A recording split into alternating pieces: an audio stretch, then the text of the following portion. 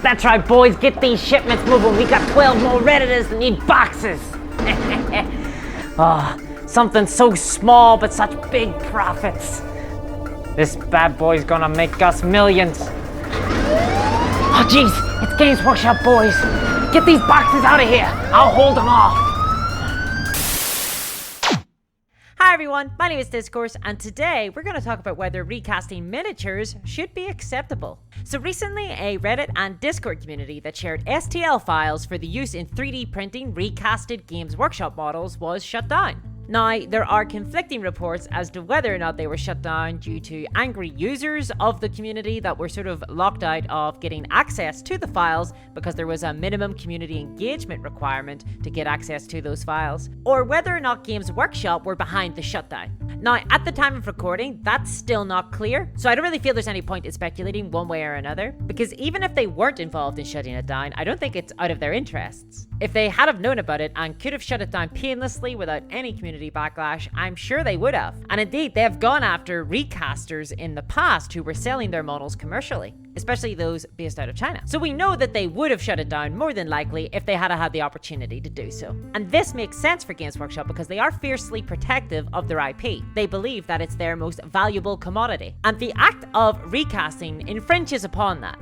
at least from their perspective. Because recasting is where you take an existing model or miniature and you make a mold of it, and then you can replicate that miniature either to play with or simply to sell. And then you can sell it typically for much cheaper than the original seller, because you didn't have to pay for the creative design, you didn't have to pay for any of the marketing or ancillary packaging or anything else that surrounds the legitimate creation of a miniature. So obviously for the end user, it's cheaper for them to buy the recasted model than the original. But it's not all upside. There are some immediate downsides for the end consumer in using these recasted miniatures. So you'll find that a lot of recasters use a weird type of resin. Some of it smells quite badly, actually. And the quality of the miniature might be a lot lower than what you would expect from the original seller. So you might get some warping of the model, or there might be big gaps. So it's not exactly a one-to-one, and it can often be an inferior product with inferior materials that have gone into building it. But of course, as I said, it tends to be cheaper in compensation for that. So that's right, we're not talking about your garden variety, totally sweet, cost-saving 3D printing of STLs that you've bought from a legitimate seller. We're descending into Tartarus itself and discussing the most controversial aspect of the hobby. Is it ethical to either recast models from games companies or buy recasted models from third-party sellers to either play with or simply to collect? And of course, there is an obvious answer to this, right? And that answer is, of course it's unethical,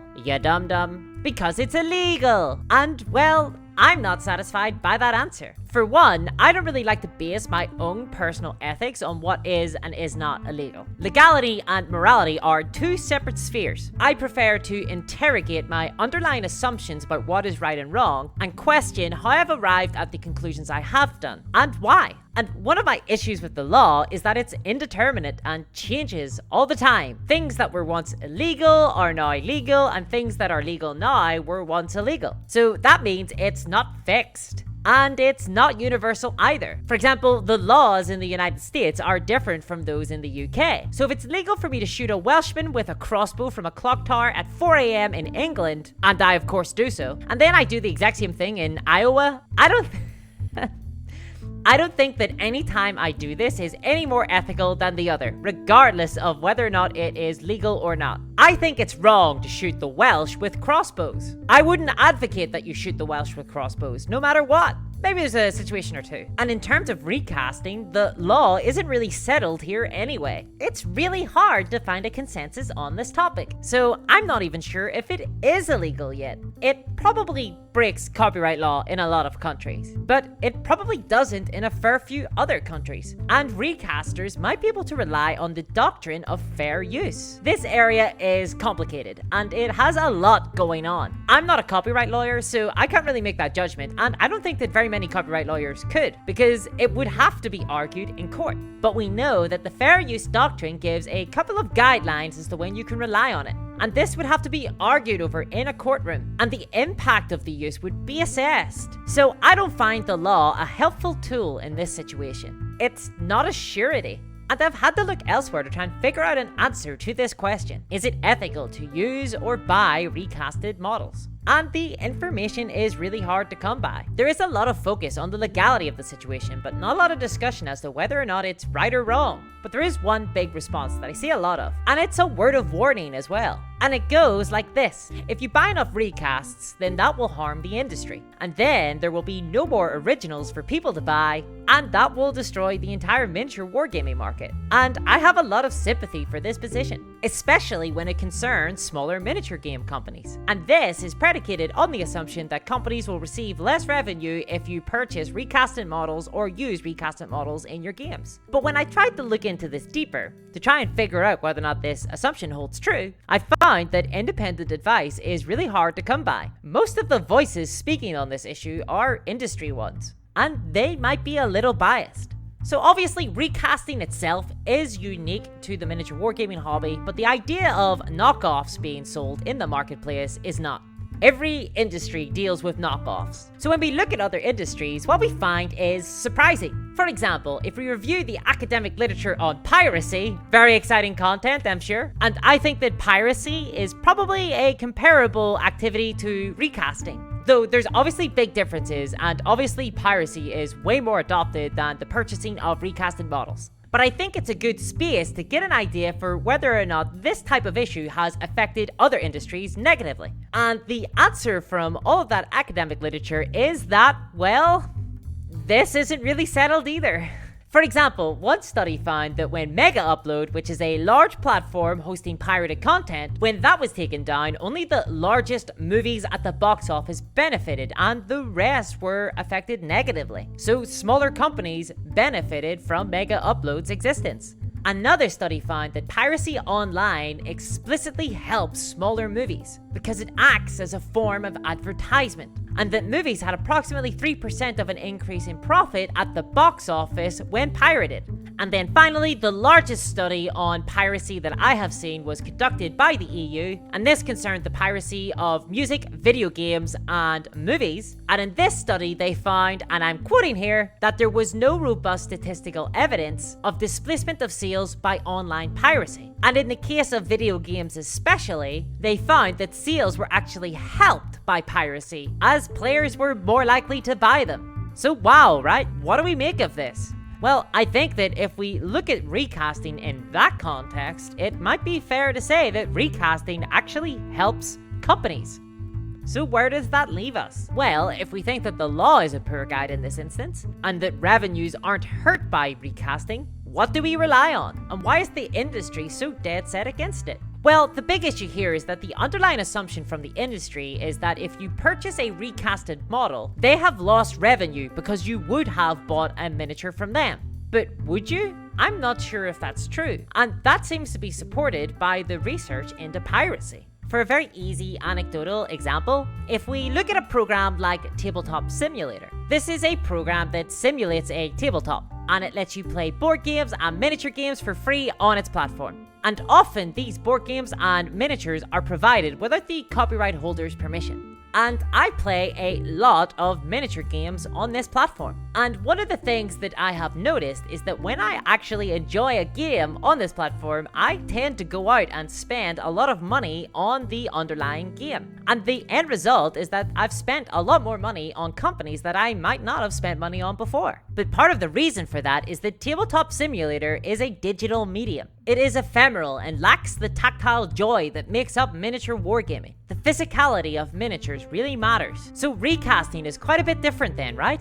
Because it supplements that physicality. So if you're not buying miniatures from a company to support their continued work on developing new miniatures in the future, of paying their employees, of writing more rules and ensuring that their items get shipped, then you can hardly be said to be supporting them at all. But if you never intended on buying any of their miniatures at all anyway, then you're hardly hurting them either, right? You're not supporting or hurting. In fact, what if we take this a little bit further? What if you bought some cheap recasted miniatures because you couldn't afford the originals? Say you wanted to play a miniature war game but couldn't get into it because it wasn't accessible enough. Well, as a fellow consumer, I find that hard to condemn. Because it seems great for me, even if I legitimately bought the models. Because it means more players for me to play against. It means more hobbyists sharing the same activities that I love. And then who knows, maybe down the line you'll be in a position to actually afford the original models. And then if you pick those up, it's money gone into the company's bank that they wouldn't have seen otherwise. So unless you could actually play with the cheaper recasted models, you wouldn't have spent money at all. So the company has gained revenue here, right? In fact, in this hypothetical scenario, the hobby has gotten bigger, a system has gained a loyal fan, and a company has made money. Everyone wins here, right? But the consensus from the industry seems to be, no, never mind that, just don't do it. And they feel really strongly about this. And this makes a certain amount of sense to me, because the miniature market is actually very competitive, and it's hard to create a sustainable business in this marketplace. So if there's something that could even potentially damage their livelihood, it makes sense to me that they would be cautious about handling it at all. Many miniature wargaming companies are in such a precarious position that any change to the status quo is very dangerous, and it could jeopardize their already pretty precarious position. A lot of time and money and, well, love goes into producing these miniatures, building the rules, and generally being a very creative business. And to see that being copied by someone else must be very frustrating. Especially if you're seeing that these recasters are selling a lot more than you. In fact, some companies feel very strongly about this. One company I read had an FAQ, and in this FAQ they had a question. And it read pretty innocently, and it said, suppose I make a copy of a miniature, but the company that made the original doesn't lose any money. Why is that a problem? Pretty fair question, right? And their response was this. Let's suppose you go on a vacation for a couple of days, leaving your house. Someone with access to a sonic screwdriver just pops your lock. That's someone being Doctor Who, I guess. And they spend the next couple of days in your home. Then they leave by the time you get back, and they don't take anything with them. Yet you'd probably still feel violated that someone entered your home without your prior agreement. And this really stood out to me, because on the one hand, it's sort of emblematic of the discourse online about recasting. It's discussed in these hushed tones by players, and then trumpeted by the industry as this existential evil. It feels dirty and illicit. But this answer is weird, right? Instinctively, we know there is a difference between these two events. In one instance, I've copied your hard work. In the other, someone has entered my home, where I live, completely uninvited. They have ruined my privacy and my sense of safety. I would have all these questions. Who was this strange person? What could they possibly want? What did they do while they were here? And perhaps, most frighteningly of all, what if they came back? So this isn't exactly comparable, right? I mean, sure, I can sympathize with the frustration of having created something and then watching as others profit from your design, or if hobbyists are playing with your miniatures but they didn't pay anything. Especially if you feel like you've earned some compensation for that, or the hard work that went into the creation of those designs. But it's not quite the same as lying abed, awake at night, just waiting for this stranger with his sonic screwdriver to come back.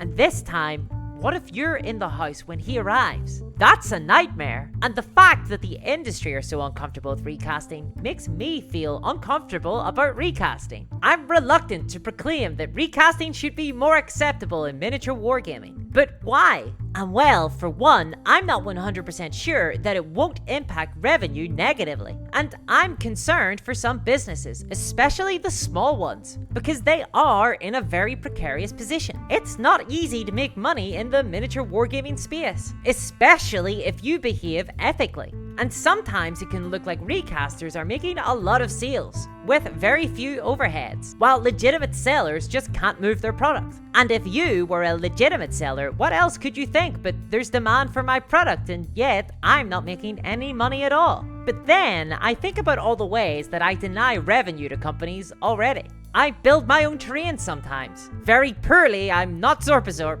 And I proxy models to get a feel for a game before I invest. I buy secondhand on eBay. And I go to orphanages and steal dice from Monopoly boxes. That last one isn't for use in gaming, I just don't want people to play Monopoly. It's a really bad game. So are they ethical behaviors? Should they be condemned? And then I think back to that quote from Games Workshop during the Chapter House trial, when they said, Games Day is everyone's chance to perform our favorite hobby activity, buying stuff. And then I think again about recasting and wonder, why has our conversations about this been dominated by these business voices? In a lot of ways, companies like Games Workshop have shaped the ideas of what is ethical. That to deny them revenue is unethical, but this is just a constructed narrative. There's an underlying assumption that the market is functional. That as consumers, we spend money on products, and this generates revenue for a company that they use to build a better business in the future. And therefore, it is in the interests of the consumer to spend money on legitimate businesses. But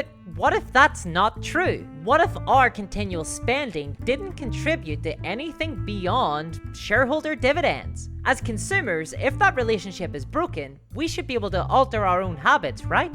And look, this is a continuum, it's not black and white. Recasting might impact different companies differently, and it could depend on their size or business model. Games Workshop is not Blacksite Studios. Each company will feel the effects of recasting differently, and our understanding therefore of whether or not it's okay or ethical or good or bad can change. I can't really condemn the person that prints out Necromunda tactics cards because Games Workshop only sold a limited selection of them, just as much as I can't really condemn the person that buys a recasted miniature because it's no longer in print. It's just more complicated than that. So I hope you enjoyed the video today. This was a really hard one to write. I still don't know if it was a good idea. I just think that this subject is a lot more nuanced than it's typically presented. So I wanted to speak to that. So what's your thoughts on this? I'm still developing my ideas, so I'd be really interested in hearing your take on it.